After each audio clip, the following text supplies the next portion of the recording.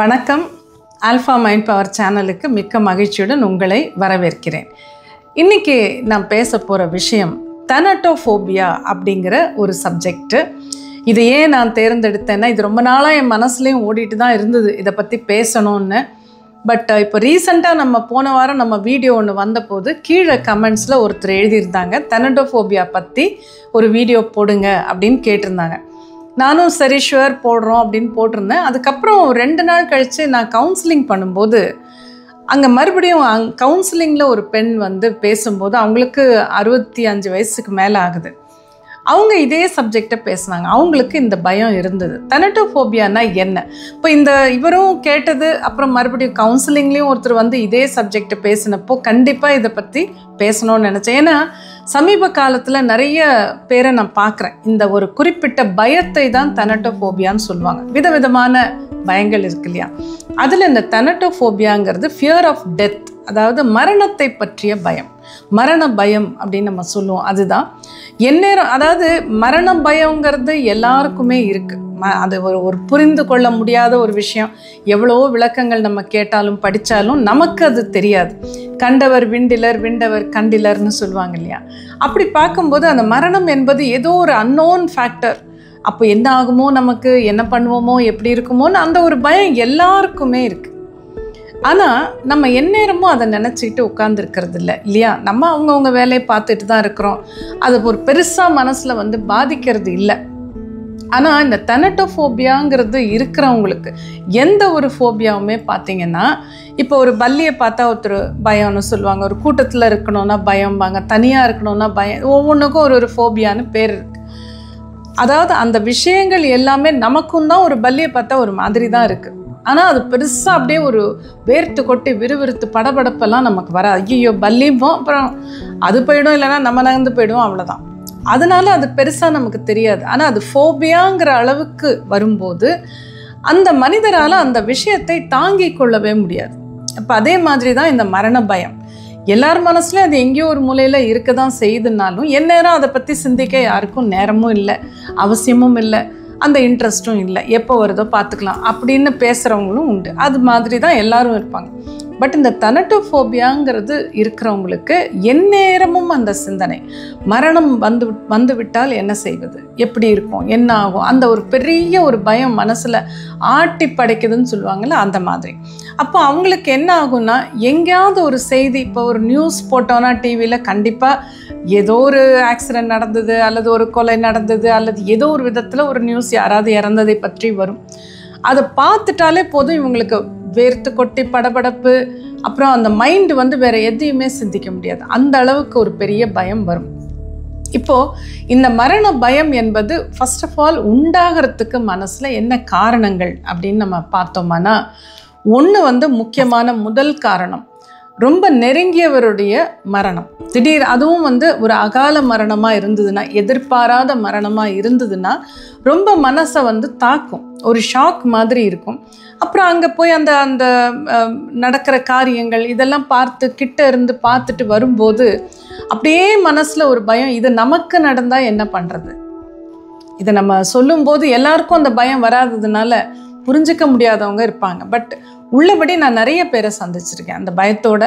ஒரு பல பேர் எப்படின்னா, அந்த பயம் வந்த உடனே, ஆண்கள் கூட நான் பலரை பார்த்துருக்கேன், அந்த பயம் வந்த பிறகு என்ன ஆகும், எதுவுமே பண்ண முடியாது, வேலைக்கே போக முடியாத ஒரு மாதம் 1.5 மாதம் வேலைக்கு போகாமல், அதுக்கப்புறம் கவுன்சிலிங் வந்தபோது பேசி பார்க்கும்போது எங்கேருந்து இந்த பயம், ஏன் வேலைக்கு போக முடியலன்னா, இந்த மாதிரி ரொம்ப நெருங்கிய நண்பர், என்னுடைய வயது, அவர் இறந்துட்டார், அதெல்லாம் போய் கிட்ட இருந்து நான் தான் பண்ணேன் அப்படின்னு அவர் சொல்கிறார். அதெல்லாம் முடிச்சுட்டு வந்ததுலேருந்து எனக்கு இந்த பயம். அவருக்கும் என்ன மாதிரி 2 குழந்தைங்க, மனைவி எல்லாம் இருக்காங்க, எல்லாரும் விட்டுட்டு திடீர்னு போயிட்டார், இப்படி ஆயிடுச்சுன்னா என் குடும்பம் என்ன ஆகும்னு எனக்கு ஒரு பயம் இருக்குது அப்படின்னு சொன்னார். அந்த மாதிரி சில சமயம் சில பெண்களை நான் கவுன்சிலிங்கில் சந்திக்கும் போது அவங்க என்ன சொல்லுவாங்க, தூரத்து உறவினர் யாராவது ஒரு கேன்சர் வந்து இறந்துருக்கலாம், ஏதோ ஒரு விதத்தில் எதிர்பாராமல் நடந்திருக்கும். அப்போ இவங்க என்ன சொல்கிறாங்கன்னா, அவங்க இறந்து 3 வருஷம் ஆச்சு, 2 வருஷம் ஆச்சு, 1 வருஷம் ஆச்சு, இந்த மாதிரி இருக்கும். ஆனால் அந்த சமயத்துலேருந்து எனக்கு எப்போ பார்த்தாலும் இது நமக்கு ஆகிடுமோ, நமக்கு வந்துடுமோ, ஏதாவது ஆகிடுமா, யாருக்காவது ஆகிடும், இப்படி மொத்தத்தில் ஒரு பயம் அப்படின்னு சொல்லுவாங்க. ஸோ இந்த நெருங்கிய ஒருவருடைய மரணத்தை, எதிர்பாராத மரணத்தை அகால மரணம்னு சொல்லலாம். அதை நம்ம பார்க்கும்போது அதில் கலந்து கொள்ளும்போது வரக்கூடிய பயம்ங்கிறது முதல் காரணம். அப்படி தான் நிறைய பேருக்கு ஏற்படுது. ரெண்டாவது காரணம், மரணத்தை பற்றி சில விஷயங்கள் படிப்பது அல்லது கேட்பது. இப்போ நிறைய நம்ம யூடியூப்பில் பார்க்கலாம், டிவியில் பார்க்கலாம், அல்லது எங்கேயாவது யாராவது பேசுறது, ஒரு கும்பலாக உட்காந்து பேசும்போது யாரோ இறந்ததை பற்றி ரொம்ப சொல்கிறாங்க. நமக்கு ரொம்ப வேண்டியவங்க இல்லைன்னா கூட அந்த விவரங்களை கேட்கும்போது ஏற்படக்கூடிய பயம், அல்லது படிக்கும்போது சில விஷயங்கள், அந்த மாதிரி விஷயங்களை படிக்கும்போது ஒரு சிலருக்கு அந்த மாதிரியும் ஆரம்பிக்குது. இது ரெண்டாவது. மூன்றாவது காரணம், வயதாகும் போது, இதை நிறைய பேர்கிட்ட நான் பார்த்துருக்கேன். இப்போ ரிட்டையர் ஆயிட்டாங்கன்னு வச்சுக்கோங்க, 60 வயசும் ஆயிடுச்சு, அதுக்கப்புறம் வீட்டில் இருக்கும்போது சின்ன சின்ன உபாதைகள் உடம்புல வரதான் செய்யும், அந்த ஏஜுக்கு உண்டானது வரும். அப்போ பெருசாக ஒரு பயம் வந்துடும், ஐயோ நமக்கு எதாவது ஆயிட்டா என்ன பண்ணுறது. அந்த மாதிரியும் நான் நிறைய கவுன்சிலிங் பண்ணியிருக்கேன். அப்போ அந்த மனம் அதை எதிர்கொள்ள மறுக்குது. மரணம் என்பது எல்லாருக்குமே நிச்சயமான ஒன்று தான். இப்போ அது 60 வயசுக்கு மேலே தான் வரணும்னு இல்லை, 20 வயசுலையும் வரலாம். இன்றைக்கி நம்ம பார்க்குறோம் எவ்வளோ யங் ஏஜில் எத்தனை பேர் திடீர்னு ஒரு ஹார்ட் அட்டாக்னே இறந்து போகிறாங்க. அதனால் அது ஏஜ் நம்ம சொல்ல முடியாதுனாலும் அந்த 60 முடிஞ்சது, நம்ம இப்போ கொஞ்சம் வயதாகி விட்டதுங்கிற உணர்வு வரும்போது மரண பயம் அதிகமாகுது. ஸோ இந்த ஒரு 3 காரணங்கள் நம்ம ரொம்ப முக்கியமாக நான் அடிக்கடி பார்த்தது இந்த கவுன்சிலிங் பண்ணும்போது. ஏஜ் அண்ட் ஹெல்த் கண்டிஷன்ஸ், உடம்புல ஏதாவது பிரச்சனைகள் இருக்கும்போது அந்த பயம் வரலாம்.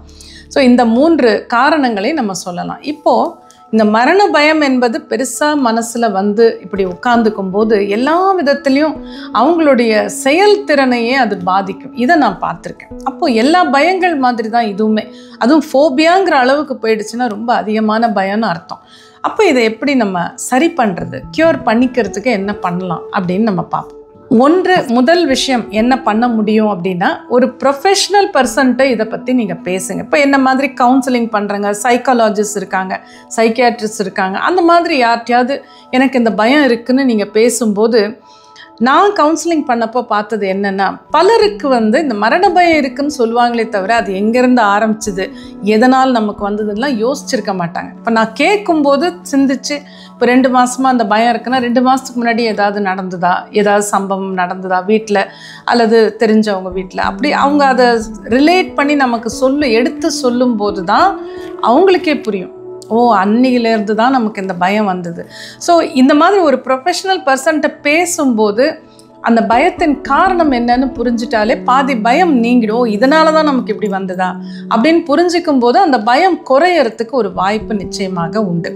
இது ஒரு முக்கியமானது நீங்கள் பண்ணக்கூடியது. ரெண்டாவது அந்த ஆங்ஸைட்டி இருக்கு இல்லையா, அந்த ஒரு படபடப்பு, திடீர்னு அதை பற்றி அந்த வார்த்தையை கேட்கும் போதே, மரணம் அப்படிங்கிற டெத் அப்படிங்கிற வார்த்தையை கேட்கும் போதே வேர்த்து கொட்டுறது, படப்படன்னு வர்றது, ஏதோ ஒரு மாதிரி இருக்குது. இது ஒரு ஆங்ஸைட்டின்னு சொல்லலாம். ஸோ அந்த ஆங்ஸைட்டி வரும்போது ஒரு பால்பிட்டேஷன் வருது, அந்த மாதிரி ஒரு பேனிக் அட்டாக் மாதிரி வருது. அப்படி இருக்கும்போது அந்த அளவுக்கு இருந்ததுன்னா கண்டிப்பாக ஒரு மெடிக்கல் டாக்டரை சந்தித்து அந்த ஆங்ஸைட்டியை குறைக்கிறதுக்கு மருந்து சாப்பிடலாம். இந்த மருந்து எடுத்தோடனே முதல் ஸ்டெப்பாக வச்சுக்க வேண்டாம். ரொம்ப முடியல அப்படின்னா கண்டிப்பாக அதை நீங்கள் செய்யலாம். மூன்றாவது முக்கியமான விஷயம், கண்டிப்பாக இந்த பயத்தை போக்கக்கூடிய ஒரு விஷயம் என்னென்னா, ஒரு ஆன்மீக பார்வையில் அதை பாருங்கள். இப்போ ஆன்மீக பார்வைன்னு வரும்போது நம்ம என்ன சொல்லுவோம்னா, இந்த பிறப்புங்கிறது நமக்கு இது முடிவும் இல்லை, அதாவது ஆரம்பமும் இல்லை முடிவும் இல்லைன்னு சொல்லுவோம். எப்படின்னா, இப்போ நம்ம இங்கே பிறந்தோம் இந்த பிறப்புலனா, இதுக்கு முன்னாடியும் ஒரு பிறப்பில் நம்ம இருந்திருப்போம், அது பல பிறப்புகள் இருந்திருக்கும். ஸோ இதுக்கு முன்னாடியும் எத்தனையோ வந்திருக்கும். நமக்கு அந்த பிறப்புங்கிறது ஒரு ஆரம்பம் இல்லை. அதே மாதிரி இறப்பு என்பது ஒரு முடிவும் இல்லை. இறந்த பிறகும் நாம் மறுபடியும் பிறக்க தான் போகிறோம். மறுபடியும் எத்தனை பிறப்புகள் இருக்குதுன்னு நமக்கு தெரியாது. ஸோ அந்த சோல் பர்ஸ்பெக்டிவ் அப்படின்னு யோசித்து பார்த்தீங்கன்னா, நம்ம அந்த ஆத்மாவின் கண்ணோட்டத்துலேருந்து பார்த்தீங்கன்னா பல பிறப்புகளில் இதுவும் ஒரு பிறப்பு, இது முடிஞ்சாலும் ஒன்றும் ஆகிடாது, அதுக்கப்புறமும் நம்ம கண்டினியூ பண்ண போகிறோம்.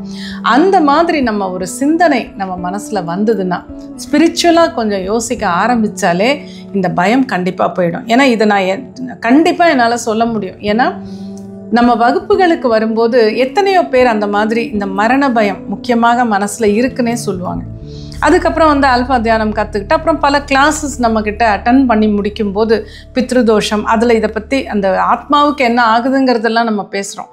இதெல்லாம் பேசி முடித்த பிறகு அந்த தியானம்லாம் செய்ய ஆரம்பித்த பிறகு சுத்தமாக எனக்கு அந்த மரண பயமே போயிடுச்சுன்னே சொல்லுவாங்க. அதனால் கண்டிப்பாக ஒரு ஆன்மீக பார்வை வரும்போது அந்த பயம் என்பது நம்மை விட்டு நீங்கும். அடுத்த 4வது விஷயம் என்பது, இந்த பயம் இப்படி அதிகமாக இருக்கிறவங்களுக்கு பல பேருக்கு நான் வந்து அந்த கஸ்டமைஸ்ட் மியூசிக் தெரப்பின்னு நான் பண்ணித்தரேன். அதாவது ஆழ்மனதில் போய் அந்த பயத்தை நீக்கக்கூடிய அளவுக்கு ஒரு மியூசிக், ஒரு அரை மணி நேரம் மியூசிக்கில் அதுக்கு அடியில் சப்ளிமினல் மெசேஜஸ் போட்டு ரெடி பண்ணி கொடுக்கும்போது அதை தினம் கேட்கும்போது கண்டிப்பாக அந்த பயம் என்பது போயிடுது. 5வதாக பயத்தை போக்குவதற்குன்னு நமக்கு மலர் மருந்துகளும் இருக்குது. அந்த மலர் மருந்து காம்பினேஷனும் ஒன்று நம்ம கொடுக்க முடியும். ஸோ அதை எடுத்துக்கிட்டாலும் கண்டிப்பாக இது சரியாகிறதுக்கு வாய்ப்பு இருக்குது. மியூசிக் தெரப்பியும் மலர் மருந்தும் சேர்ந்து பயன்படுத்தும் போது ஒரு 2-3 நாளில் ரொம்ப ஈஸியாக அந்த வித்தியாசம் மைண்டில் நல்ல சேஞ்ச் வர்றது தெரிஞ்சிக்க முடியும். ஸோ இந்த தனட்டோஃபோபியா அப்படிங்கிறது மரண பயம். அந்த மரண பயம் என்பது நான் எப்பவுமே சொல்வேன், ஒரு தரம் தான் நம்ம சாக போகிறோம்னா இந்த பயத்தோடு வாழும்போது தினம் தினம் மரணித்து மறுபடியும் வர மாதிரி.